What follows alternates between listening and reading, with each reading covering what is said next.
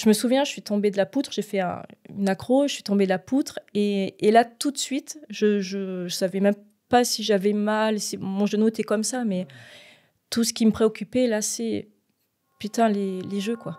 Qu'est-ce qui va se passer pour les jeux ?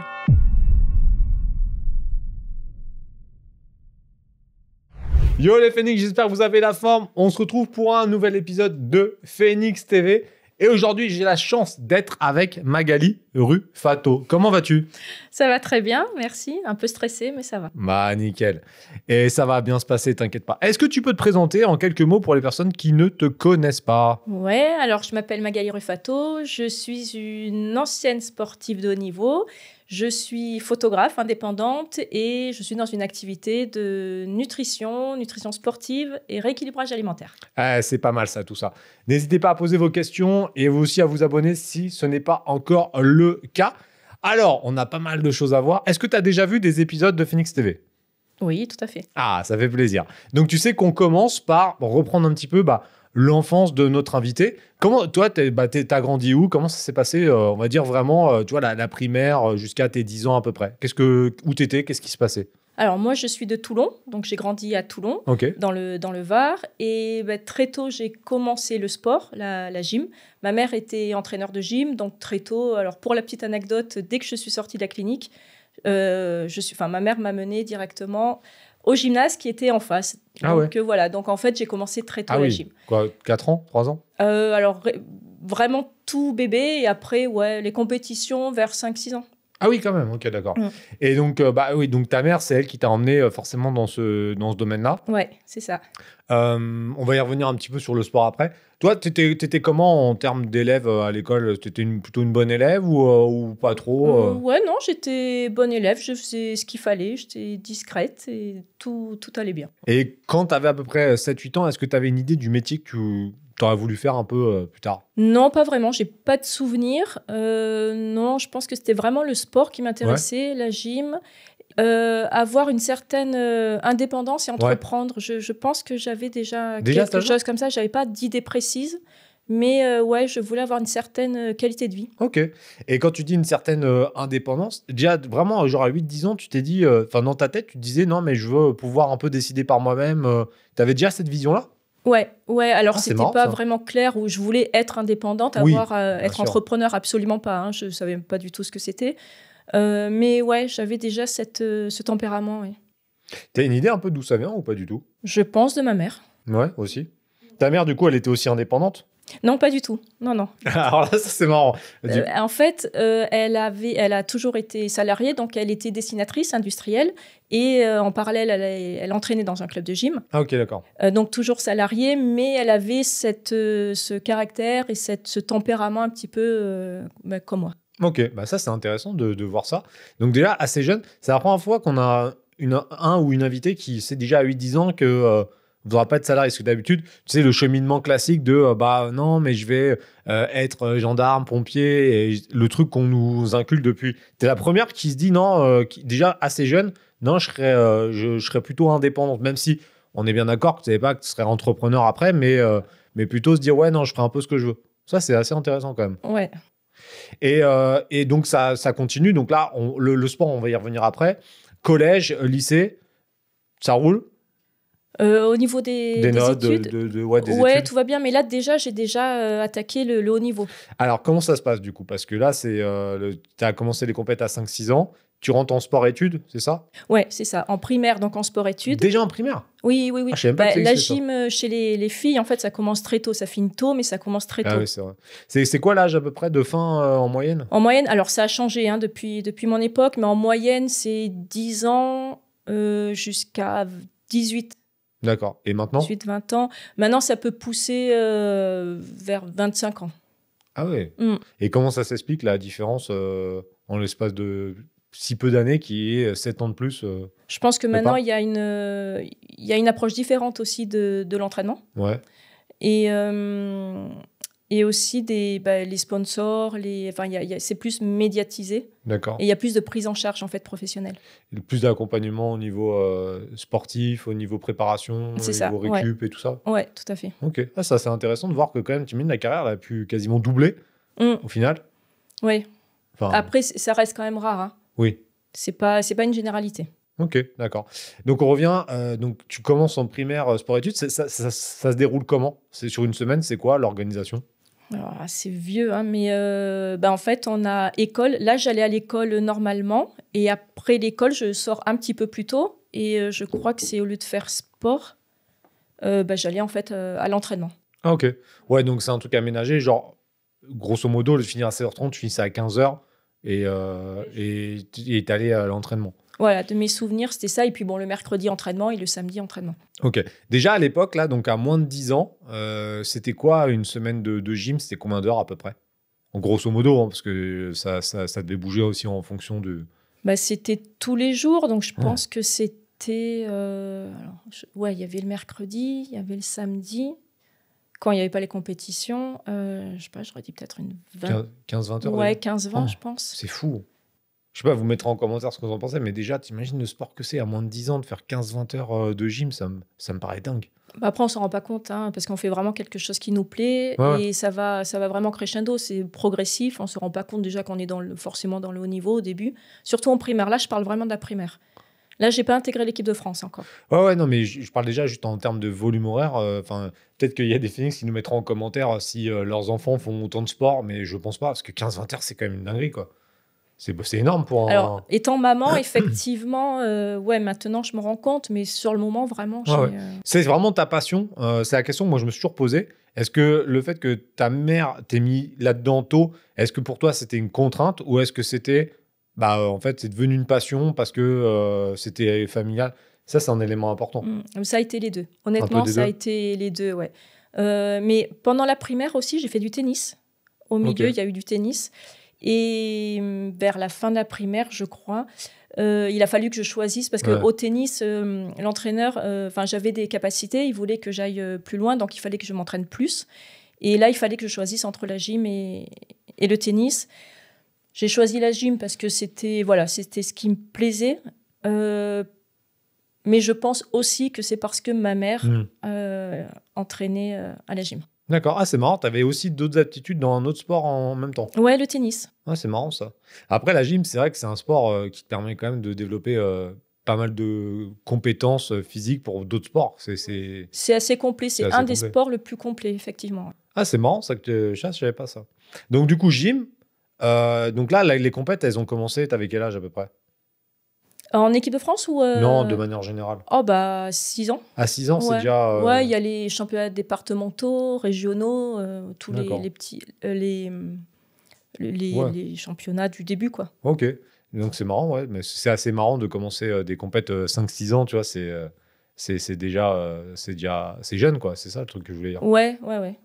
Donc après collège, donc ça s'accélère parce que t'as aussi un truc forcément d'adaptation au collège, un programme adapté. Ouais, alors moi j'ai eu de la chance que le pôle, donc j'ai intégré le pôle espoir. Donc quand on est en équipe de France espoir, donc nous c'est espoir, junior, senior. Quand on commence c'est l'inverse dans beaucoup de sports, c'est junior, espoir. Ouais, espoir. Alors nous en espoir on a 10-11 ans en fait, et on est en senior à 16 ans. Ouais. Donc c'est pas du tout la même chose. Ouais. Et du coup, donc là, j'intègre l'équipe de France Espoir. Et là, j'avais de la chance parce que le pôle Espoir était à Toulon aussi. Donc là, j'étais à domicile. Donc ça, j'ai pas connu au collège, j'ai pas connu le déplacement en fait. J'ai pas quitté ma famille. Et du coup, là, je rentre en équipe de France. Et là, effectivement, on a loupé des cours au collège. Par contre, on avait des cours individuels au gymnase. Ah, ok, d'accord. Donc là, le volume d'entraînement, il a augmenté par rapport au collège? Ouais, là, je suis plus à 25, 25 heures par semaine. Mais c'est vrai que la gym, moi, j'y connais rien en gym, mais j'ai l'impression que c'est quand même un sport qui demande énormément de temps parce qu'il y a énormément de choses à savoir. C'est quoi sur les 25 heures?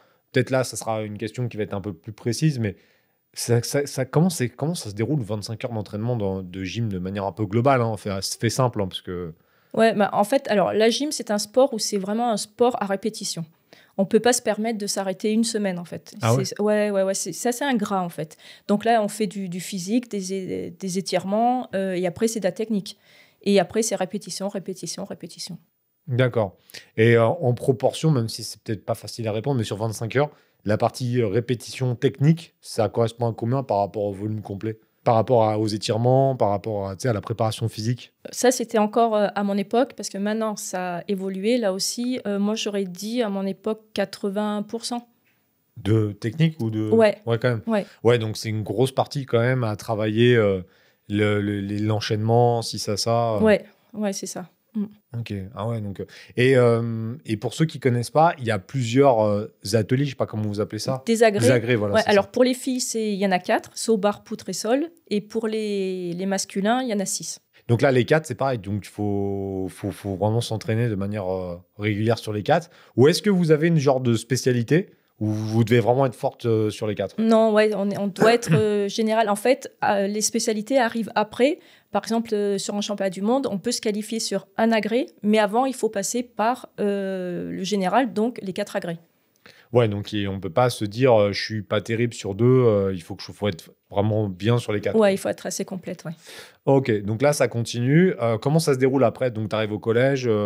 Après, c'est quoi un peu la suite? Après, donc au lycée, je rentre au Pôle France. Donc là, il faut rentrer au Pôle France. Et là aussi, j'ai eu de la chance. Là, c'était regroupé à Marseille, donc pas très loin de chez moi. Pas loin non Donc plus. là, je suis rentrée en internat à Marseille.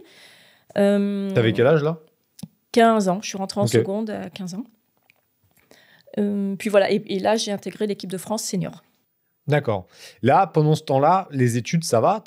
Tu gères bien les études plus le sport ou... Ouais, ça va. Ouais. Ça va, c'est pas évident. On a des cours particuliers aussi. On loupe, hein, évidemment, au lycée, on va pas tout le temps à l'école. Moi, je me souviens des fois où, avec la fatigue, on dormait en cours. Ouais. On n'en pouvait plus.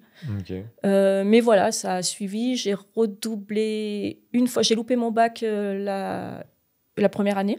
C'était un bac quoi que tu as voulu faire? Éco ES, économique et social. Donc là aussi, avec des gros coefs. Mais voilà, après, ça a été. Ok. Tu arrives au pôle, donc là, ce coup-ci en senior. Donc là, arrivé en senior, parce qu'on n'a pas du tout parlé des compétitions, ça avait donné quoi les compètes jusque-là? Parce que pour arriver là, c'est que tu avais eu des bons résultats. Tu te rappelles un petit peu de ce que tu avais déjà atteint avant d'arriver dans le pôle senior ou pas? Je suis passée par des championnats de France. Ouais. Championnat de France élite. Et j'ai eu... Je ne sais plus trop ce que j'ai fait. Non, mais c'est pas grave, c'était juste comme ça pour savoir un petit peu. J'ai jamais été championne de France. Ok. Je me suis toujours située dans les 6-7. Ok, d'accord. Après, j'ai eu des médailles, mais en spécialité par appareil. Et du coup, tu avais des médailles en spécialité. C'était quoi vraiment l'agré où tu étais le plus forte, ou celle en tout cas où tu avais les meilleures perfs? Alors, moi, les agrès où je me sentais le mieux et je comprenais mieux, c'était les barres asymétriques et la poutre. La barre asymétrique, c'est celle où il y en a une qui est un petit peu en dessous, là, c'est ça? Qui est asymétrique. Voilà, c'est ça. Ouais, exactement, à dessous de ma gueule en plus. Ok. Et pourquoi tu dis que tu arrivais mieux à comprendre l'agré? Je pense que c'est physiquement, j'étais plus à l'aise là-dessus. Non, mais en plus, barre asymétrique, c'est méga chaud. Quand tu les vois en vidéo, tu as l'impression que c'est un truc de ouf. Moi, je trouve que c'est le pire. Alors, moi, je comprenais plus parce que, par exemple, le saut de cheval, c'est en explosivité et j'étais peut-être moins physiquement explosive. Ok. Ouais, parce que tu as un petit... une sorte de trampoline, c'est ça? Ouais, ça s'appelle un tremplin. Tremplin, et après, tu as le truc, et après, tu fais une figure en sautant, en gros, c'est ça? C'est ça, ouais. Dans l'idée. En gros, alors, je ne serais pas commentateur en gym, hein, ça c'est sûr, parce que sinon, ça serait, bon, bah, il y a cours, trampoline, et puis elle a fait une roulade en l'air, quoi. Et c'est quoi le quatrième, d'ailleurs? Attends, ce qu'il y a, du coup, alors, il m'en manque un, là. Dans l'ordre olympique, donc c'est saut, barre asymétrique, poutre et sol. Ah oui, c'est le sol, à la fin. Ok. D'accord, donc ça, c'est intéressant. Donc, médaille en spécifique. Je reprends le fil. Terminal. Qu'est-ce qui se passe à partir de ce moment-là? Donc, arrivé au Pôle France, il y a les compétitions d'équipe de France. Donc là, c'est championnat d'Europe, du monde. Ah ouais, là, ça... Et les études en parallèle, ouais. Donc, ah ouais, là, t'avais jamais fait ça encore avant, en espoir et en junior? Non, là, avec cette intensité-là, non. Et qu'est-ce que ça change réellement quand tu passes un cap comme ça, là? Qu'est-ce que ça change en termes de mental et en termes de physique? Alors, physique, il faut quand même s'accrocher parce que c'est des douleurs un petit peu de partout. Alors, on est bien encadré. au niveau du kiné, de la récup, tout ça. Mais bon, voilà, c'est quand même assez intense, donc physiquement. On a des douleurs de partout, on ressent de la fatigue. Ben, on s'endormait en cours. Et après, c'est le mental. Là, il faut vraiment s'accrocher et vraiment savoir pourquoi on est là. On a toujours des moments de doute. On se demande ce qu'on fait là, pourquoi on est là. On veut arrêter. De toute façon, tous les sportifs de haut niveau passent par là. À un moment donné, ils veulent arrêter, abandonner. Donc voilà, c'est comme la vie d'un entrepreneur, en fait. C'est vraiment en dents de scie. Et là, le mental, bah, ouais, il faut s'accrocher à ses objectifs et à ses rêves. Et là, en fait, quand tu rentres en équipe de France, même si c'est par palier, tu vois en fait le bout du tunnel et tu vois ton objectif se dessiner au fur et à mesure. Et quand tu as commencé à faire des championnats d'Europe, des championnats du monde, forcément, tu vois les jeux. Et du coup, voilà, ça se dessine comme ça. Alors au début, tu les vois loin et tu vois tous les sacrifices pour y arriver. Donc voilà, là, c'est compliqué en fait mentalement. Tu as des contre-perfs aussi. Du coup, ça t'aide pas à continuer. Et puis après, voilà, il faut s'accrocher et vraiment savoir pourquoi tu es là et rester, quoi. Et donc là, si j'ai bien compris, toi, arrivé à ce moment-là, ton objectif ultime, c'était les Jeux Olympiques. Oui, là, à ce moment-là, oui. Ouais. Donc, et c'est combien de temps avant où tu te dis, ça, c'est mon objectif? C'est combien d'années avant? Je pense que quand j'ai intégré... En fait, moi, il y a eu deux choses. Quand tu commences le haut niveau, forcément, tu vois les Jeux. Mais tu vois, je me disais, j'aimerais bien faire les Jeux, mais tu vois, t'oses pas te le dire, en fait. Et comme j'ai pas une grande confiance en moi, du coup, je me disais, c'est pas accessible pour moi, en fait. Donc, en fait, tu le rêves, mais tu rêves de ça, mais tu t'autorises pas, en fait. Et après, réellement, c'est les derniers championnats du monde, en fait, qui sont... Ouais, non, c'est 4 ans avant. Quand tu attaques vraiment le cycle, l'Olympiade, quoi. Donc là, on est en 96. Ouais, c'est ça. 96, donc t'es au lycée. Ouais. Et donc là, tu te dis, OK, j'ai 4 ans pour aller au JO. Et là, à ce moment-là, 4 ans avant, tu t'es vraiment dans l'esprit que c'est possible ou pas encore? Alors, jusqu'à l'année des Jeux, bon, encore une fois, comme j'ai pas une grande confiance en moi, je me disais toujours, je sais pas si je vais y arriver. Mais oui. Après, en fait, 4 ans, une Olympiade, c'est très long et très court, en fait. Puis là, je vous renvoie vers le podcast de Mathis, avec Mathis Azzaro, qui était pareil, à ça d'aller au JO à Paris en 2024, et qui au final n'a pas pu jouer ses chances de qualification. Puis au final, il a fait une super fin de saison après les JO, et ça ne s'est pas joué à grand-chose. Il aurait pu y aller 3-4 mois avant, au final, au moment de la sélection. Donc c'est vrai que 4 ans, il peut se passer tellement de choses, surtout dans un sport comme la gym, où tu peux te blesser, tu peux avoir des contre-perfs, tu peux avoir plein de choses, c'est compliqué, quoi. Donc là, ça va être super intéressant, ces 4 ans-là, comment tu as construit le truc au fur et à mesure du temps. Donc si je résume, 4 ans avant, tu y crois, mais tu te dis, le chemin, il est encore long et c'est compliqué. Qu'est-ce qu'il y a comme étape pour atteindre cet objectif? Pourquoi je dis ça? Ça, c'est pour les personnes qui regardent cette vidéo, qui vont transposer ça, parce que c'est ça aussi l'objectif de Phoenix TV, c'est de transposer des éléments du sport dans le business. Donc peut-être que des gens, dans 4 ans, ils veulent atteindre un objectif, mais ce qui compte, c'est le chemin, c'est les petites étapes. Donc là, est-ce que tu peux réussir à nous dire un petit peu comment tu as fait ça? Voilà, les différentes étapes qu'il y a pu avoir, les coups de boost en disant « Ah ouais, c'est possible », puis après, les contre-perfs. Est-ce que tu as quelques exemples comme ça? Alors, des exemples, non, mais en fait, c'est cyclique, en fait. On a une bonne... on se sent bien, on a un bon entraînement, on est en confiance, on fait une bonne perf à la compétition. Donc, du coup, ça nous rebooste. Et après, il y a vraiment plein d'aléas. Là, tu parlais aussi vraiment sportivement, mais aussi personnellement aussi. Il faut tenir compte un petit peu de tout. Donc là, donc tu atteins l'objectif. Champion du monde, c'est un an avant. Oui. 99. Qu'est-ce qui se passe au championnat du monde l'année d'avant? Tu fais une bonne perf ou ça se passe bien? En 99, ça se passe bien. Nous, l'objectif, c'était se qualifier pour les Jeux. Oui, c'est qualificatif, en fait, un an avant pour les Jeux. D'accord. Là, quand tu dis 11, c'est en équipe? Ouais, équipe. D'accord.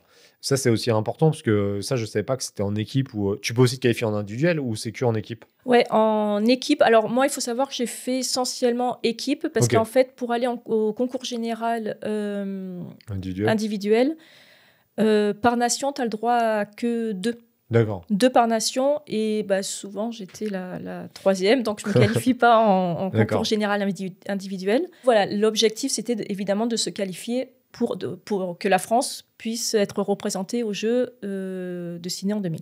Et quand vous êtes en équipe, vous êtes combien par équipe? 6. C'est pas 6 par équipe. Tiens, d'ailleurs, c'est assez intéressant parce que pour voir un petit peu l'émulation de tout ça, vous êtes 6. Est-ce que dans les 6, t'en as qui sont spécialisés dans certains agrès et vous répartissez genre Mélanie, elle est plus forte au sol, donc elle va s'occuper du sol, ou est-ce que c'est aléatoire? Comment ça se passe l'organisation? C'est un petit peu ça, ouais, c'est un petit peu stratégique. C'est les entraîneurs là qui font. Alors nous, on s'occupe absolument pas de ça. Hein. C'est vraiment les entraîneurs. Nous, on nous demande de nous entraîner, de faire le volume horaire, de nous entraîner et on s'entraîne et voilà. Ok, mais tu sais pas en amont que toi tu feras plutôt ça, plutôt ci? Ils te mettent pas une petite spécialité, même pas? Non. Il faut qu'on soit 4 parce qu'il faut bien sur les 4 et après c'est en fonction des tests, de tout ça, mais non, on sait pas. Ah ouais, ça c'est intéressant. Mais après, d'un autre côté, je les comprends parce que si jamais tu mets, par exemple, toi tu dis bon je fais que poutre et qu'en fait, enfin pas que poutre, mais qu'il y ait une blessure et que tu es obligé de faire barre asymétrique, c'est compliqué quoi. Ouais, c'est ça, ce qui arrive souvent d'ailleurs. Ouais. Mais tu vois, ça c'est aussi assez intéressant parce qu'après, dans ta carrière d'entrepreneur, ça te permet aussi de se dire il faut avoir des compétences dans beaucoup de domaines et pas forcément se dire je suis fort que dans ce truc-là, de savoir faire pas mal de choses. C'est assez intéressant. Donc là, champion du monde, vous qualifiez? Oui. Ok. L'année après, donc là, c'est l'année. Donc l'année des Jeux, l'année du bac aussi. Ah oui, c'est sympa ça. L'année du bac et l'année des Jeux, ouais, c'était sympa comme année. Ouais. Non, là, il fallait s'accrocher. Là, c'était quand même assez dur. Là, je crois que j'étais entre école et gym. Alors, je dis jeu, mais c'est tout collectif. Hein. On devait être à 50 heures, un peu plus de 50 heures par semaine. Des 2. Ah oui, Non, des 2. Non, des 2. 50 heures de gym, ah ouais, quand même. Non, il faut... moi, pareil, je voulais faire les Jeux, mais je voulais aussi avoir le bac, me débarrasser de ça aussi. J'avoue, c'est 2 gros objectifs quand même. C'est pas mal, ouais. C'est pas mal, on s'ennuie pas, quoi. Et donc, dans cette année, alors, je sais pas si c'était en 2000, hein, donc ça fait quand même pas mal d'années, mais est-ce que tu arrives à te souvenir sur l'année un peu au niveau mental, si tu as eu des hauts, des bas? En fait, je dis ça, c'est surtout pour les personnes qui regardent la vidéo, qui sont pas loin d'un objectif important, et de se dire que de toute façon, quoi que tu souhaites atteindre, c'est pas facile et que c'est normal d'avoir des doutes et que c'est normal d'avoir des moments où tu as peur ou des moments où tu crois que tu n'es pas capable de le faire. On est tous passés par là. Et je pense que, je le dis ça, c'est surtout pour les personnes qui vont regarder la vidéo, à se dire, ouais, c'est pas parce que tu as fait un énorme truc que ça s'est passé tous les jours nickel et tout, tu vois. C'est pour ça que je dis ça, parce que c'est super important. Ouais, non, effectivement, il y a eu, dans cette année-là, avant les Jeux, ça a été pas un parcours du combattant, mais presque. C'est vraiment, comme tu dis, des hauts et des bas. Et c'est absolument pas linéaire. Moi, 6 mois avant les Jeux, il faut savoir que je me suis blessée. Ah non. Ouais, je me suis fait une grosse entorse des ligaments internes du genou. Il n'y a pas eu les croisés, mais c'était limite. Donc là, effectivement, ce qui se passe à ce moment-là, je me souviens, je suis tombée de la poutre, j'ai fait une accro, je suis tombée de la poutre, et là, tout de suite, je savais même pas si j'avais mal, si mon genou était comme ça, mais tout ce qui me préoccupait, là, c'est, putain, les Jeux, quoi. Qu'est-ce qui va se passer pour les Jeux? Ah ouais. Et mon seul truc, c'était vraiment, est-ce que je vais faire les Jeux? Donc voilà, donc après, c'est très, très compliqué mentalement. Et là, il faut s'endurcir, il faut être dur. Et là, pour le coup, il faut vraiment rien lâcher. Mais jamais. Parce que là, vraiment, je pensais que je pourrais pas les faire. Et comment t'as réussi en 6 mois, du coup, à Alors, j'ai une bonne rééduque aussi. Ouais. Alors, une rééduque... Rééduque à l'ancienne. Rééduque à l'ancienne. Donc, si là, il y a des kinés ou quoi qui écoutent, à mon avis, ils vont s'arracher les cheveux. Mais j'ai eu la rééduque qu'il fallait pour être opérationnelle pour les Jeux. Donc voilà, j'étais quand même accompagnée. Et puis après, T'as pu reprendre au bout de combien de temps? Bon, évidemment, Quand tu es sportif de haut niveau, tout est accéléré. Hein. Je crois au bout de... Je sais pas si 3 semaines, alors que normalement, il faut plus. Enfin, tout est accéléré. Et puis après, un petit peu de pression. On sent qu'il ne faut pas décevoir les gens. Ça, tu te remets sur d'aplomb. T'arrives au jeu. Donc là, déjà, pour ceux qui ne se rappellent pas, Sydney, en 2000. Donc déjà, est-ce que tu étais déjà allé aussi loin? Non. Ça, je pense que ça, c'est assez intéressant. Tu te dis, c'est quand même Sydney, quoi. C'est en Australie. Tu as eu la chance d'être à Toulon, à Marseille, donc tu n'avais jamais... Si, peut-être dans les compètes, tu étais peut-être allé un peu plus loin quand même. Ah oui, par contre, j'ai voyagé. Alors, je n'ai pas fait vraiment le tour du monde, mais j'ai fait un petit peu tous les continents. Ah oui, quand même, déjà. Oui, et les champions du monde aussi, c'est vrai. En Chine, je suis allée 3 fois en Chine. Enfin bon, j'ai voyagé. Mais non, là, c'est vrai que le fait que... Donc, en plus, c'est en 2000, c'est à Sydney, c'est en Australie. Donc non, là, c'était vraiment, pour nous, c'était les jeux, les jeux rêvés, quoi. Les JO, ça dure quoi? Un mois? C'était un mois à peu près, la JO complète? Entièrement. Non, ce qui est bien, c'est que dans la gym, on commence très tôt. Alors, il y a un inconvénient, c'est que du coup, on n'a pas fait la cérémonie d'ouverture. Ah ouais? Non, parce qu'en fait, on avait la gym dès le lendemain. Ah putain. Donc, on ne pouvait pas rester, donc on l'a vu à la télé, bon, voilà. Mais par contre, nous, c'était sur une semaine, en fait, la gym. Et après... En plus, moi, personnellement, je savais que, je crois, toute l'équipe, on voulait arrêter. Notre objectif, c'était les jeux, et après, on arrêtait après ces jeux-là. Ah ouais, d'accord. Donc, en fait, après, on a vraiment, vraiment profité des jeux. Une semaine après, donc on a eu presque 3 semaines sur place. Ah ouais. Ouais, après, c'était en mode balèque, quoi. C'était en mode, c'est bon. C'était en mode... profiter. Vous avez pu voir tous les autres trucs. T'es resté un peu en Australie après, derrière, ou t'es rentré après les jeux directement? Ah non, on a fait... en fait, toute la délégation part en même temps et repart en même temps. Donc, on est revenu avec tous les sportifs après. Donc, on est resté jusqu'à la fin. Oui. Donc là, t'arrives... C'est le premier jour. Donc, premier jour, JO direct. Tu t'as dit c'était sur une semaine. Donc, en gros, c'est... Toi, t'as un entraînement... Enfin, t'as une compète pendant une semaine complète ou toi, tu passes un seul jour? Non, c'est une semaine, mais il y a les filles, après il y a les garçons. Donc c'est un jour fille, un jour garçon, un jour concours général, un jour final, un jour agré. Non, c'est sur plusieurs... mais on passe pas tous les jours, en fait. Ah ouais, donc toi, sur une semaine, en fait, t'as quoi? T'as plusieurs jours quand même, au final? T'as 2 jours? 2 jours. T'as 2 jours.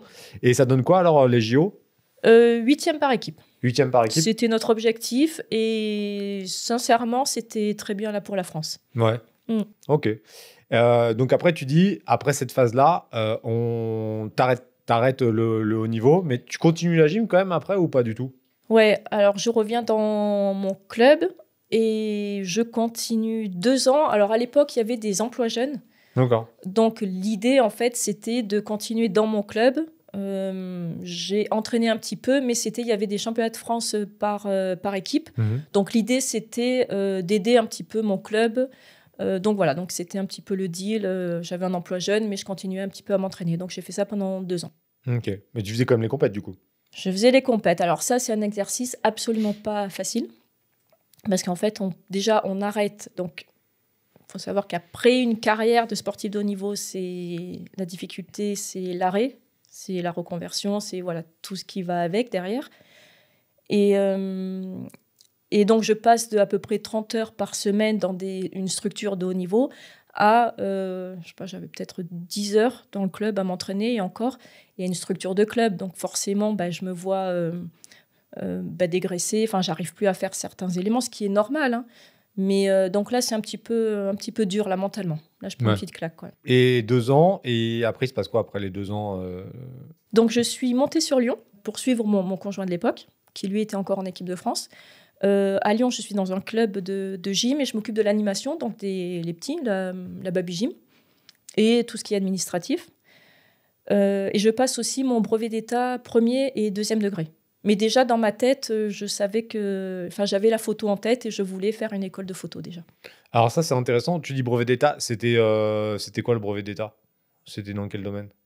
Option gym, dans la ça gym. restait en option gym quand même. Ouais. Mais alors c'est marrant, tu fais ça, mais tu sais qu'au final, tu vas pas creuser plus que ça dans la gym. Ouais, parce que je voulais quand même m'assurer. J'avais déjà l'idée de la photo en tête et j'avais déjà l'idée que je voulais être indépendante. Et c'était quand même pour assurer. Ouais. Je sortais du cursus de la gym. C'est vrai qu'on nous dit... En fait, quand tu es sportif, après, le parcours, c'est souvent tu finis entraîneur. Enfin, c'est vrai, c'est le truc. Donc, BE1. Puis, on m'avait conseillé, là, vas-y, fais le BE1, tu t'assures un truc. Ensuite, le BE2, donc c'est le brevet d'État deuxième degré. Ça te permet d'entraîner, d'avoir la responsabilité des équipes de France. Donc, après, c'est par niveau, tu vois. J'ai obtenu le BE2. Et après, je me dis, c'est bon, c'est pas trop mon truc, mais j'ai entraîné quand même dans un club de gym. J'étais quand même sur Lyon dans l'animation. Et puis voilà. Puis après, mais je savais vraiment que moi, je voudrais pas être entraîneur. Donc, nouvelle carrière. Ouais, je suis montée sur Paris. J'ai fait une école photo, une école privée de photo. Donc là, changement de carrière, c'est quoi? C'est 5 ans après les Jeux de Sydney? Ouais, c'est ça. Ok, 5 ans. Donc, photo. Et est-ce que tu as une idée d'où ça vient, comme ça, la photo? Ou c'était déjà quelque chose que tu avais depuis longtemps ou pas du tout? Ouais, depuis toute petite. Ça vient de ma mère, parce que je l'ai toujours vue avec un appareil photo aussi. Et quand je partais en vacances avec mes parents, j'avais toujours l'appareil photo, en fait. Ouais, et du coup, voilà, c'est de là, j'ai toujours aimé faire des photos. Et puis voilà, petit à petit. Ouais, c'est intéressant, ça. Et donc là, tu fais l'école. C'est une école qui dure combien de temps? 3 ans. 3 ans? Ah oui, c'est long quand même. Ouais, une école privée sur Paris. Ouais. D'accord. Donc là, on arrive en 2008. Si je calcule bien, 2005 plus 3, ça fait 2008. C'est ça. Là, ça y est, ce coup-ci, là, tu as ton diplôme. Je m'avance un peu, mais tu as ton diplôme en poche, quoi, en gros. Oui, alors, c'est pas un diplôme reconnu par l'État, mais... on se comprend. Oui, oui. Et qu'est-ce qui se passe après, là, du coup? Alors déjà, entre-temps, j'avais quand même, avec la photo, j'avais eu des contrats à l'équipe, parce que moi, c'était dans le sport. Je voulais être photographe de sport. Donc, j'avais des stages et je travaillais aussi des petites piges, en fait, au journal Équipe, dans une agence de sport. Et aussi, sur Toulon, j'avais des contrats. Je faisais juillet-août. Là, par contre, j'étais en CDD. Dans la PQR, c'est... presse quotidienne régionale. D'accord. Donc, sur un journal local sur Toulon. Ok, donc là, tu as un pied vraiment dans la photo. Ouais. Bon, après, on peut dérouler un petit peu plus vite. Qu'est-ce qui s'est passé dans les 10 années qui ont suivi? Qu'est-ce que tu as fait? T'es resté dans la photo ou tu as fait autre chose? Alors, ouais, ça fait 15 ans que je suis indépendante, que j'ai mon entreprise dans la photo. Toujours dans le sport, mais ces derniers temps, là, plus grâce à mon chéri, plus dans l'entrepreneuriat, en fait. D'ailleurs, vous retrouvez son podcast directement ici, au passage. Et en parallèle, donc là, ça fait 3 ans que j'accompagne, en fait, justement des sportifs de haut niveau et des entrepreneurs dans la nutrition, en fait, et grâce à la nutrition pour les aider vraiment à performer, en fait, que ce soit dans le sport ou dans le business, parce que l'entrepreneuriat et le sport de haut niveau, pour moi, c'est vraiment la même chose. C'était ma question. Qu'est-ce que tu vois comme point commun entre le sport, même pas forcément sport de haut niveau, entre le sport et l'entrepreneuriat? Comment tu dis, pourquoi tu dis que c'est la même chose? Alors, pour moi, déjà, c'est une hygiène de vie. C'est la même hygiène de vie. Il faut prendre soin de son corps. Donc, il faut vraiment être bien dans son corps pour performer et pour être bon, pour être productif. Et puis, les valeurs, de rien lâcher. Et puis, comme j'expliquais tout à l'heure, c'est pas linéaire. Donc, il y a des hauts, des bas, et puis le mental. Donc, voilà. Pour moi, c'est exactement la même chose. Ouais, je vous le dis toujours. Mais là, c'est l'expert qui vous dit que le sport et le business, c'est la même chose. C'est pareil. Je rajouterais la discipline aussi. Parce que la discipline, c'est un élément qui est indispensable dans les deux. On ne croit pas. Alors, le sport, on s'en doute, mais on oublie souvent que l'entrepreneuriat, c'est beaucoup de discipline aussi. Ah, mais complètement. Rigueur, discipline, détermination. C'est faire aussi des choses qu'on n'aime pas forcément et qui sont dans le processus. Ouais, tout à fait. Parce que dans Entrepreneur, là, je suis une petite parenthèse, mais c'est vrai que sur les réseaux, tu vois beaucoup, c'est la hype depuis pas mal d'années, tu vois, Entrepreneur, etc. Mais les gens ne se rendent pas compte que c'est pas forcément ce qu'on voit sur les réseaux, genre c'est la plage, les cocktails, etc. C'est quand même beaucoup de discipline, beaucoup de rigueur. C'est aussi faire des choses qu'on n'aime pas. Ou après, il faut les déléguer, mais ça veut dire que c'est autre chose. Hein. Comme un sportif qui a la médaille, avant d'avoir la médaille, il en a un petit peu chié, quoi. Ouais, d'accord. Donc là, l'accompagnement, comment ça se passe, l'accompagnement comment tu les accompagnes? C'est quoi le concept? Là, je leur propose un programme en fonction vraiment de leur objectif personnel. C'est vraiment personnalisé. Là, c'est vraiment de l'accompagnement personnalisé. Et des formations, ça t'a jamais traversé l'esprit de faire des formations sur le concept de, tu vois, pour les entrepreneurs. Je parle vraiment pour les entrepreneurs, mais tu vois, pour leur santé, pour leur bien-être, pour le mental, etc. C'est pas des trucs qui t'ont déjà traversé l'esprit? Non, pas encore, mais du coup, maintenant, peut-être. Ah, voilà, ça y est, c'est fait. Parce que tu sais que là je vais faire une petite parenthèse, mais c'est assez drôle. Parce que tu vois, on voit dans ton parcours que tu as eu des phases qui ont été plus faciles que d'autres, etc. Comme Franck, quand on a fait son podcast, comme Mathis, comme tous les sportifs de haut niveau, comme tous les entrepreneurs qu'on a vus, tous. Et c'est pour ça qu'il faut regarder tous les épisodes de Phoenix TV. C'est jamais une ligne droite. Jamais. Jamais. Et ce qui est intéressant, c'est que, je te fais une petite confidence, moi, ça faisait quelques semaines, tu vois, je l'ai déjà partagé, où je me disais, ouais, je sais pas si je vais continuer la formation, j'en ai marre, etc. Et souvent, c'est noir ou blanc, tu vois. Quand c'est noir, c'est dire, j'arrête, j'en ai marre, le particulier me saoule, etc. Et quand c'est blanc, c'est se dire, non, on va faire le plus gros organisme de formation de tous les temps en termes de personal branding.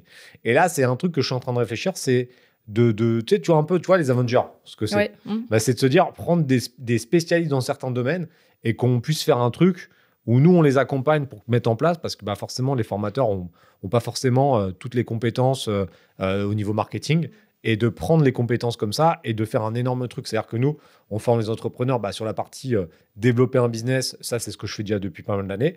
On va avoir des personnes qui vont nous rejoindre sur la partie investissement, donc immobilier, bourse, crypto, etc.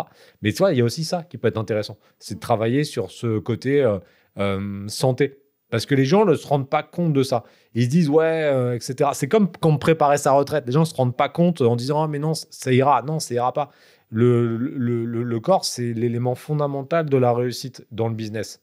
Si tu n'es pas bien, tu n'es pas en forme, tu ne vas pas être déterminé à faire des choses, etc. Donc ça peut être intéressant de travailler là-dessus, sur une sorte de programme d'accompagnement pour que les entrepreneurs puissent être en forme ou se mettre en forme. Ça peut être pas mal, ça. Ah oui, et puis c'est une éducation, une sensibilisation aussi à avoir. Toi, je pense que tu pourras aussi en témoigner. C'est vrai qu'à un moment donné, tu m'as demandé des conseils et tu as eu une certaine hygiène de vie et ça t'a aidé, je pense, aussi dans ta... Non, mais de toute façon, tous les entrepreneurs doivent avoir un truc. Là, c'était beaucoup, tu vois, au niveau des compléments que tu proposes. Mais moi, j'irais même plus loin. C'est-à-dire, il y a les compléments, mais tu vois, et après, je pense qu'il y a pas mal de choses en termes d'accompagnement à mettre tous les jours. C'est des petites choses pour améliorer sa santé sa manière globale. C'est un truc à réfléchir. Vous mettrez en commentaire ce que vous en pensez. Mais moi, je trouve que c'est vraiment pas mal. On néglige beaucoup ça. Mais c'est ultra important pour pouvoir être en forme, parce que c'est 80% en fait du résultat. Hein. Donc, c'est plutôt intéressant. Et donc là, sur cette partie-là, donc, tu travailles en relation avec une marque qui propose des produits. Est-ce que tu peux nous parler un petit peu de ça? Alors moi, c'était il y a 3 ans, c'est un copain qui m'appelle en fait et qui me dit, voilà ce que je fais, est-ce que je pense que ça peut t'intéresser? Voilà, il me connaissait, donc il me présente le truc. Donc moi, c'était le projet. Et en fait, ça rentrait complètement en fait dans mes objectifs pro.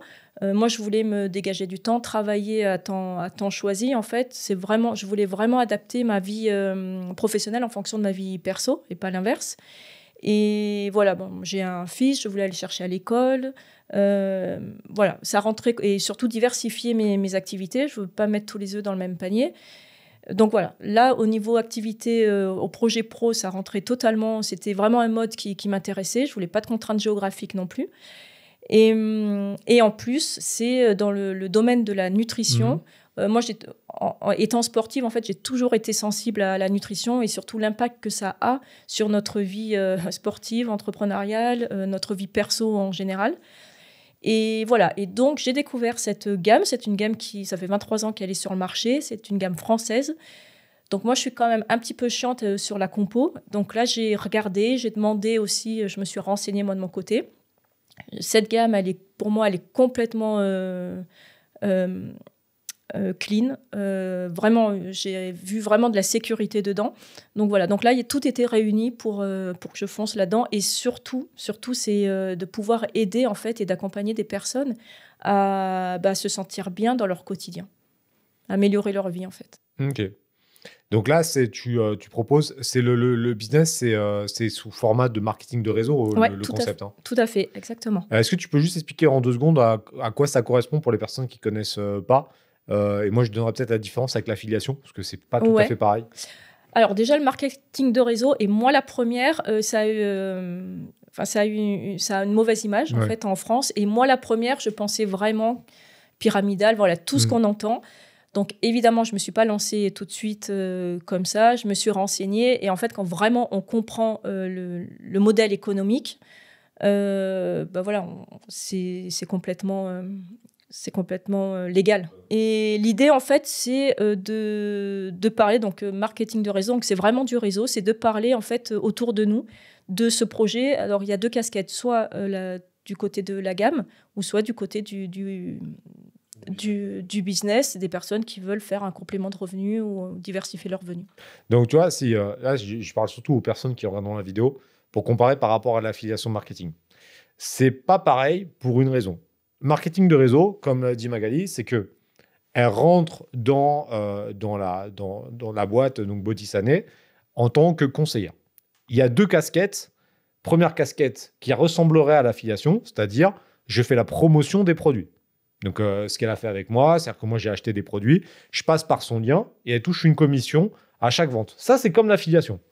Là où il y a une différence, c'est que dans le marketing de réseau, elle va aussi pouvoir travailler sur une équipe. Ça veut dire qu'elle va pouvoir intégrer des nouvelles personnes. Donc, s'il y a des personnes qui souhaitent devenir vendeur dans sa gamme, elle contacte Magali. Si tu me dis si je me trompe, hein. Mais c'est ce qui, des fois, tu as des petits changements, mais en gros, c'est ça. Et en fait, la personne que tu vas ramener, ça va devenir, entre guillemets, ta conseillère. Je fais des guillemets pour que ça soit clair. La conseillère, on va l'appeler Mélanie. Je ne sais pas pourquoi j'utilise Mélanie à chaque fois. Mélanie, elle fait la promotion d'un produit, elle le vend à Pierre. Pierre, il va acheter le produit, Mélanie va gagner de l'argent. Mais là où c'est intéressant, c'est que Magali, comme c'est une personne de son équipe, Mélanie, elle touchera aussi une commission. C'est-à-dire qu'en gros, c'est ça, c'est pour ça que c'est le fameux marketing de réseau.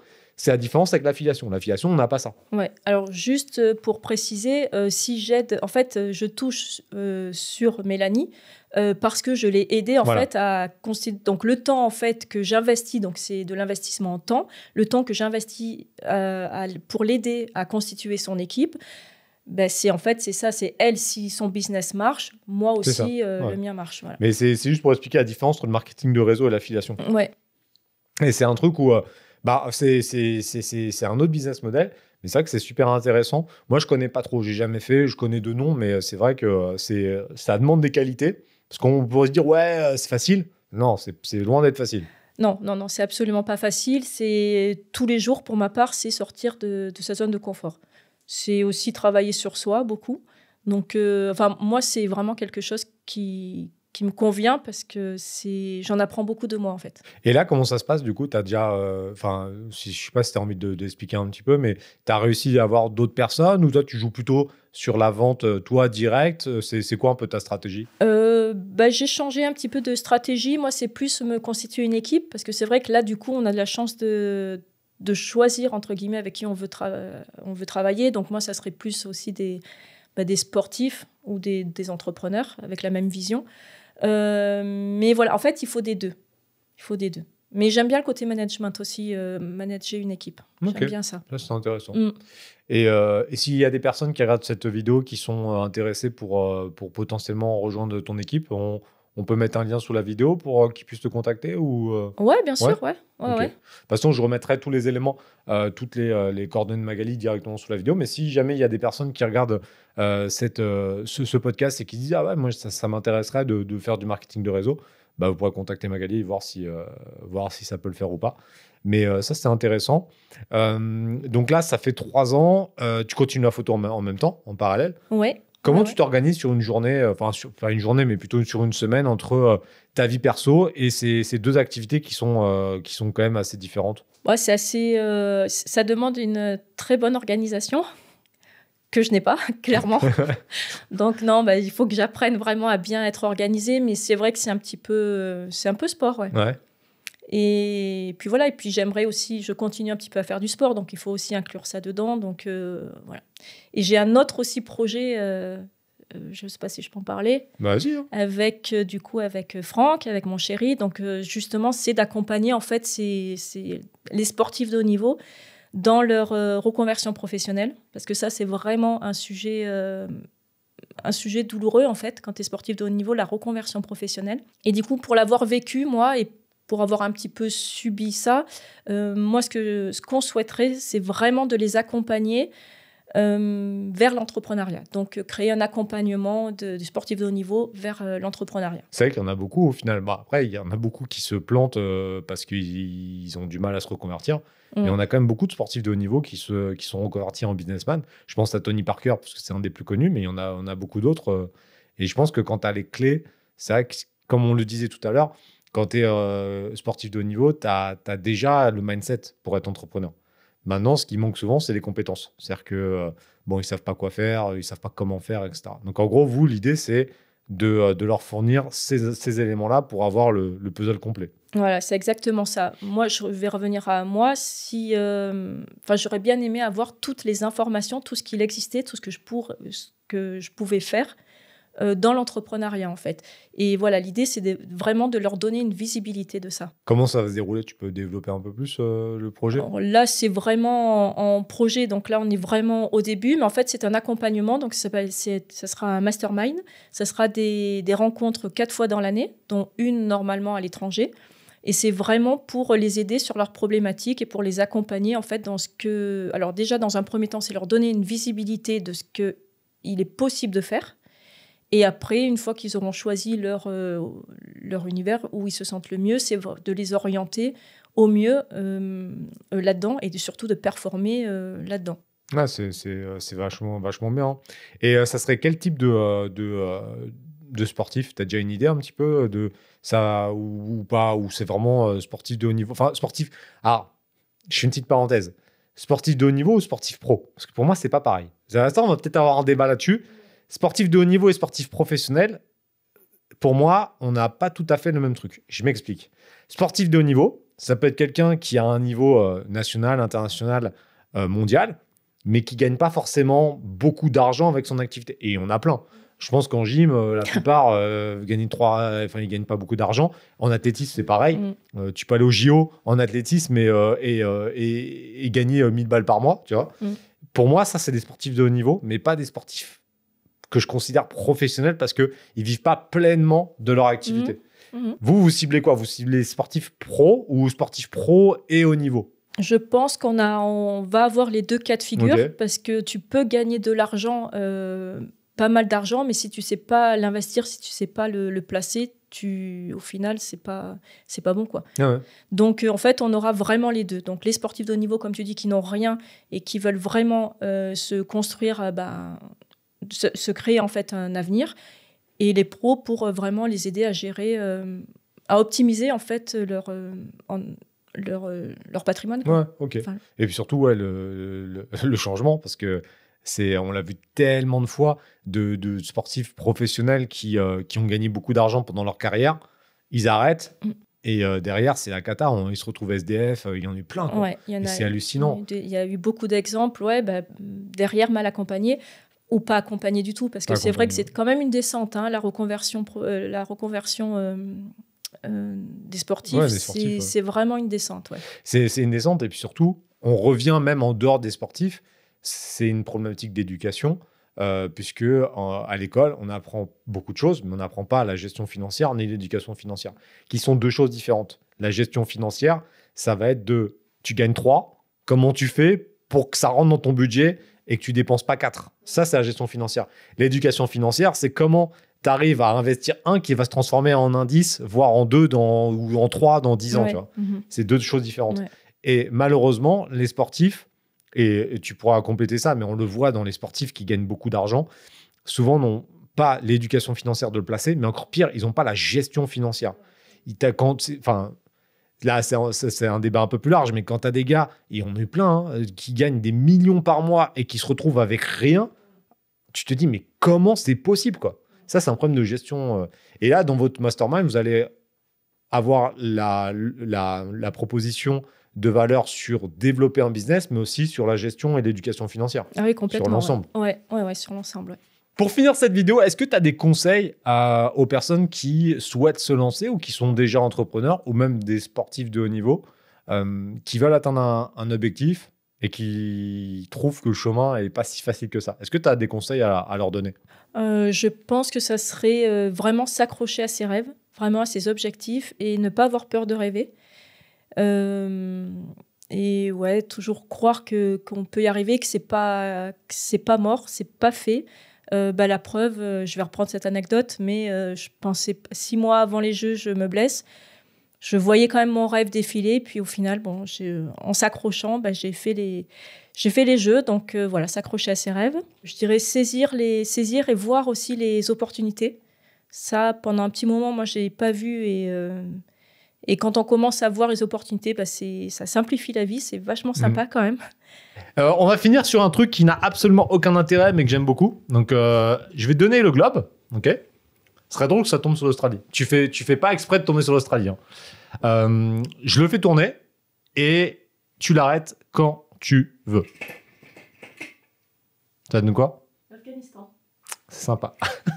ça fait deux fois d'affilée qu'on a des pays qui sont un petit peu chelous. Mais bon, écoute, voilà, ça n'a absolument aucun intérêt, donc c'est pas très grave. Bon, en tout cas, j'espère que vous avez aimé ce podcast avec Magali. Vous allez retrouver directement sous la vidéo ses coordonnées. Si vous souhaitez vous lancer dans le marketing de réseau, vous pouvez contacter Magali. Et puis on se retrouve bientôt pour une nouvelle formation du coup. Avec grand plaisir. C'est cool. Bon, pensez à vous abonner, on se retrouve bientôt. Bye. Salut.